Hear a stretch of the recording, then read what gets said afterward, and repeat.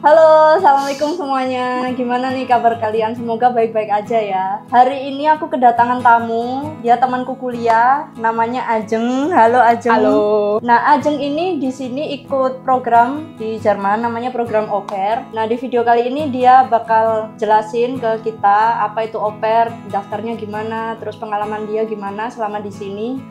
Oke. Pertanyaan pertama, Jeng. Oke. Au pair itu gimana? Terus kenapa kamu tertarik? Oke, au pair menurut sudut pandangku adalah anak muda yang tinggal bersama keluarga asing yang mengundang mereka untuk tinggal bersama keluarga tersebut di negara asal keluarga tersebut. Oke. Nah, di sana kita memberi dan menerima. Apa yang kita terima? Kita menerima kursus bahasa, kemudian uang saku, tempat tinggal atau akomodasi, makan, minum, ya itu. Ya, pastilah ya. Itu transport bis, kereta. Kalau memberi dalam artian kita mengerjakan tugas juga. Tugasnya apa? Yaitu membantu mengasuh anak-anak dari keluarga tersebut dan mengerjakan tugas rumah sehari-hari. Sebatas apa pekerjaan rumah? Ringan, harusnya ringan seperti cuci piring kalau setelah makan, kita cuci piring. Kalau ada yang kotor-kotor ya kita bersihin sama seperti di rumah. Kayak di rumah ya, ya. seperti di rumah. Kayak tinggal sama orang tua. Iya.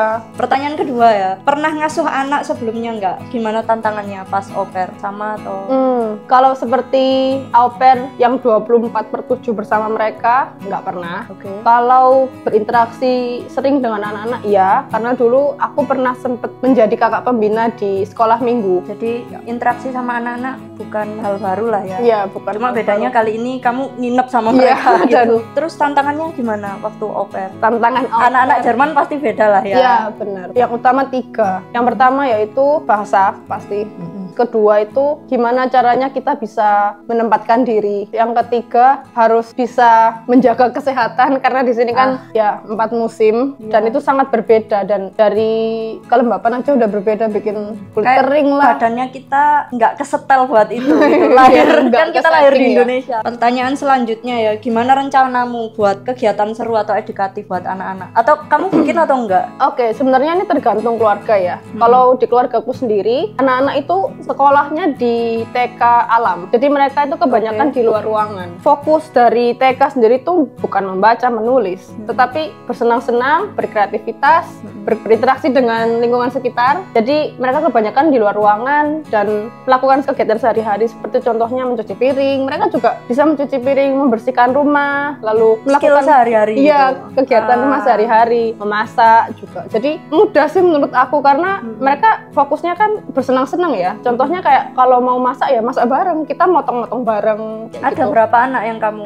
umur berapa? 3. Pertama ini kembar, mereka umurnya 4 tahun, terakhir umur 2 tahun, dan semuanya cowok. Lumayan ya mereka bisa social skill. Iya.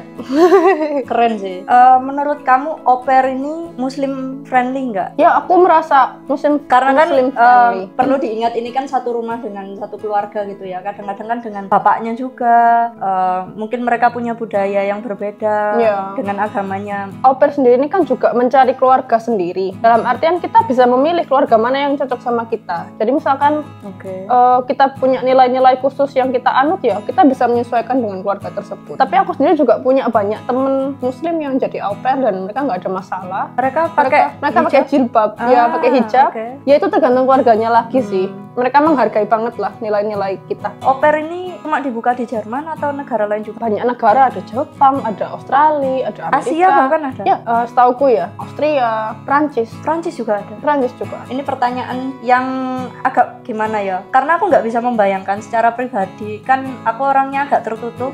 Aku membayangkan diriku kalau ikut au pair. Oke. Nah, itu kan tinggal gabung dengan satu keluarga yang kita nggak kenal, kan asing. Itu kan susah. Nah, pasti ada masalah kan? Benar. Apalagi bahasanya kita nggak lancar-lancar banget. Benar. Cara kamu menyelesaikan masalah kalau misalkan ada nggak setuju atau gimana? Ini pengalamanku pribadi ya. Kebetulan keluargaku sendiri itu juga bisa 5 bahasa, termasuk bahasa Inggris. Jadi, selain aku ngomong bahasa Jerman ya bahasa Inggris. Jadi misalkan aku kan masih belajar bahasa Jerman. Jadi misalkan kita lagi marah atau kita lagi berargumen pakai bahasa Inggris, aku minta tolong mereka untuk ngomong pakai bahasa Inggris. Karena daripada aku nggak tahu, nggak paham apa yang mereka mau, lebih baik aku ngomong pakai yang bahasa yang mereka tahu, aku juga tahu. Atau ya aku rasa orang Jerman itu direct, dalam artian mereka to the point. Nggak apa-apa kok, kalau kamu nggak mau ngomong aja, kita diskusi baik-baik gitu. Sebisa mungkin menghilangkan budaya, atau jangan menghilangkan. Di sini nggak ada rasa sungkan bilang enggak ya, jadi harus ngomong, kalau enggak ya enggak apa-apa. Nggak apa-apa, itu bisa diterima. Itu salah satu sifat orang Indonesia yang melekat sungkanan, stereotipnya ya. apa-apa dibatin. Benar, itu yang bikin susah di sini. Susah.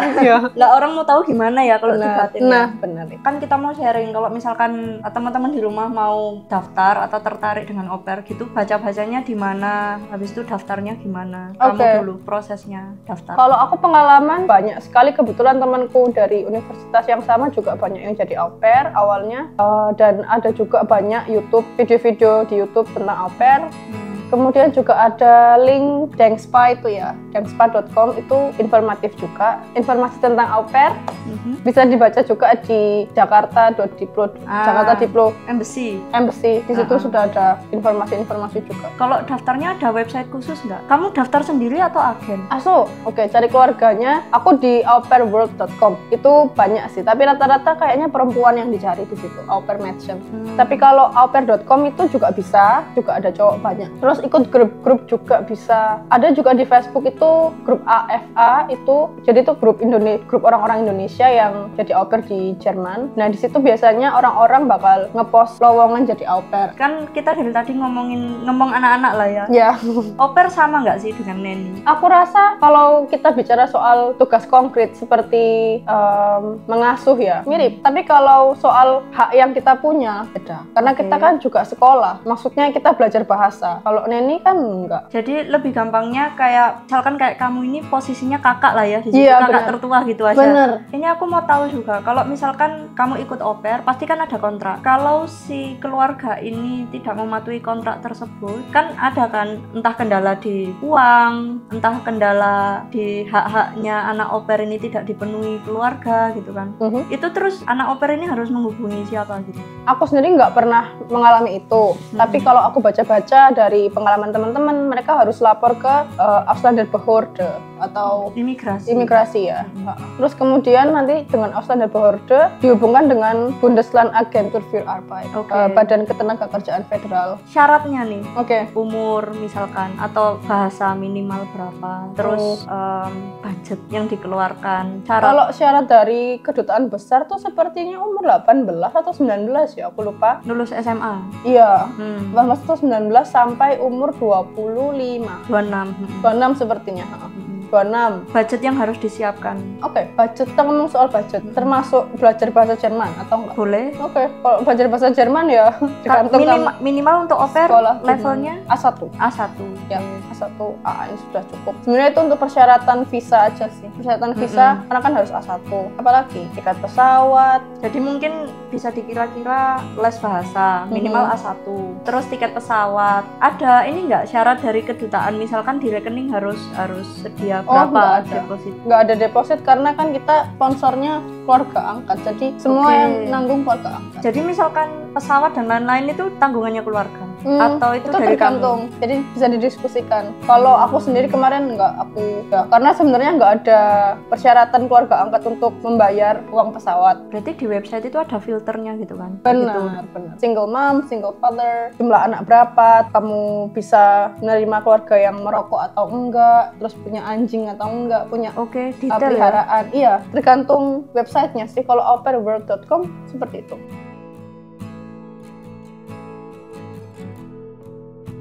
Itu ya teman-teman, kita udah dapat banyak banget informasi tentang au pair, like apa itu au pair, terus daftarnya gimana secara garis besar. Nanti kalau detail-detailnya aku bakal cantumin website-website yang udah kita sebutin tadi di description box, kalian bisa cek. Kalau kalian punya pertanyaan lebih banyak ke Ajeng, bisa Instagramnya dia, aku bakal kasih di description box. Terus juga kalian bisa komentar di bawah kalau misalkan kalian masih punya pertanyaan. So ya, semoga bermanfaat buat semuanya. Kalau yang berminat menjadi au pair, silahkan, jangan lupa teliti, baca-baca lagi. So yeah, thank you so much Ajeng. You're welcome.